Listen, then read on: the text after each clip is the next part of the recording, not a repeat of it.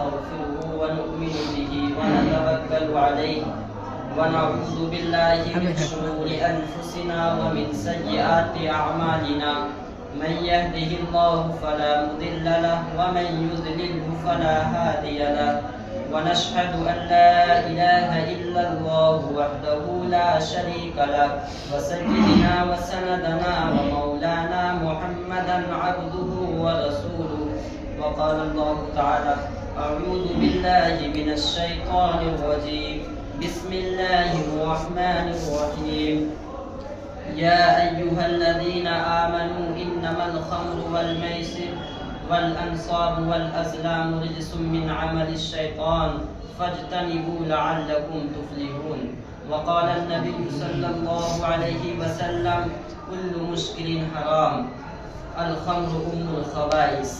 محترم سامعین باتم کی اور نوجوان ساتھیوں، میں آپ حضرات کے سامنے ایک ایسے موضوع کو لے کر حاضر ہوا ہوں جو وقت چیخ چیخ کر پکار رہی ہے.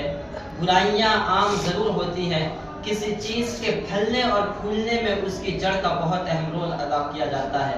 اسی طریقے سے آج دنیا کے اندر زناکاری عام ہو چکی ہے، عیاریاں عام ہو چکی ہے. ہر طرف ایک ہی آواز گونج رہی ہے کہ عورتوں کی حفاظت کیسے کی جائے، عورتوں کی تحفظ کیسے کی جائے. بالآخر جب اس چیز کے گہرائی میں جایا جاتا ہے تو پتہ چلتا ہے، دنیا کا سیر و تفریح کیا جاتا ہے تو لندن کی ایک پارلیمنٹ میں ایک عورت کھڑی ہوتی ہے، وہ یہ کہنے پہ مجبور ہو جاتی ہے اگر تم یہ چاہتے ہو کہ مہیلا سرکشا رہے، اگر تم یہ چاہتے ہو کہ عورتوں کی حفاظت ہو، عورتیں زنا سے محفوظ رہے، ریپ سے محفوظ رہے، تو تمہیں چاہیے کہ اسلامی قانون کو نافذ کیا جائے. میرے دوستو، آئیے آج میں آپ حضرات کو ایک ایسی چیز کے بارے میں بتاؤں. میں نے جو آیت پڑھی ہے اس کے اندر وہ بہت سی چیزوں کو ذکر کیا گیا ہے، لیکن آج جس چیز کو ہم موضوع بنائیں گے، نشے کو کیسے ختم کیا جائے، شراب کو کیسے ختم کیا جائے، یہ بیئر کے رواج کو کیسے ختم کیا جائے، یہ نئے نئے ایجاد کردہ چیزوں کو کیسے ختم کیا جائے. ان سب چیزوں کو جب ہم دیکھنے کی کوشش کرتے ہیں تو ہمیں اپنے قرآن کریم کی طرف جانا چاہیے.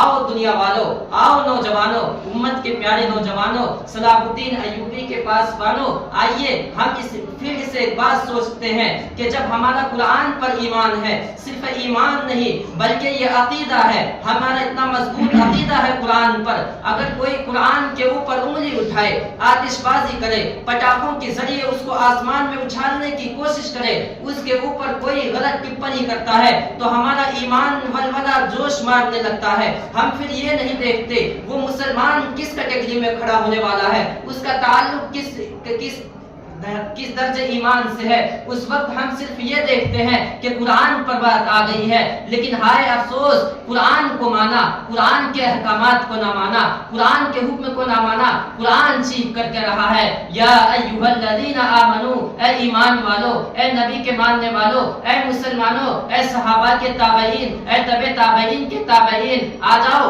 اللہ کے نبی کے دامن میں آ کر اس بات کو مان لو. یا ایھا الذین آمنو انما الخمر والمیسر والانصاب والازلام رجس من عمل الشیطان. بے شک شراب بری چیز ہے، بے شک جوا بری چیز ہے، اس سے بچو. فاجتنبو، تم اس سے بچو اس لیے کہ لعلکم تفلحون، تاکہ تم کامیاب ہو جاؤ.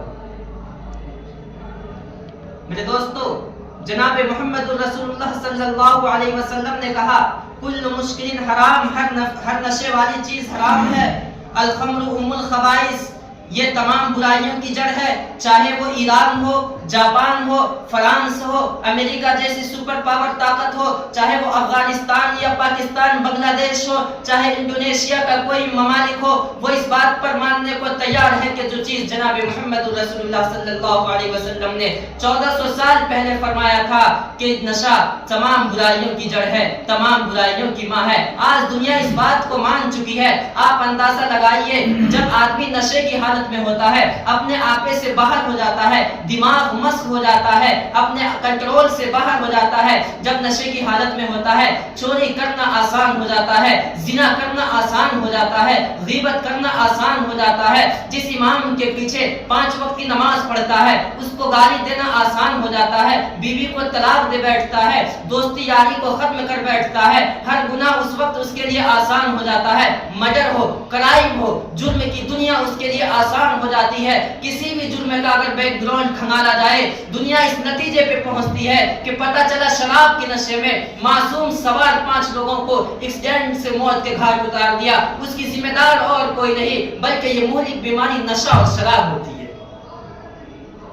میرے دوستو یہ نشہ اس نتیجے پہ پہنچ چکی ہے کہ جس چیز کا بڑا مشہور واقعہ ہے وہ دنیا والوں اس کو اس نظریے سے نہ دیکھنا کہ واقعہ بڑا پرانا ہے بلکہ واقعے کے اندر کتنی بڑی عبرت چھپی ہوئی ہے اس چیز کو دیکھنے کی ضرورت ہے. واقعہ اس چیز کو کھلے عام بیان کر رہا ہے. اے مسلمانوں ایک واقعہ لکھا ہے. ایک بادشاہ تھا. اس بادشاہ نے ایک وزیر کو بلایا کہا تیرے سامنے 4 بڑے گناہ رکھے جاتے ہیں ان میں سے کسی ایک گناہ کو سلیکٹ کر اور ایک گناہ کر جا. تجھے اس میں سے ایک گناہ کر جسے چاہے تو گناہ کر ورنہ تجھے قتل کر دیا جائے گا. اب وزیر بڑا گھبراتا ہے. اب وزیر کہتا ہے کہ اس کے سامنے 4 گناہ یہ رکھے گئے چاہے تو سور کا گوشت کھا لے چاہے تو شراب پی لے چاہے معصوم بچے کا قتل کر یا اس عورت کے ساتھ میں زنا کر.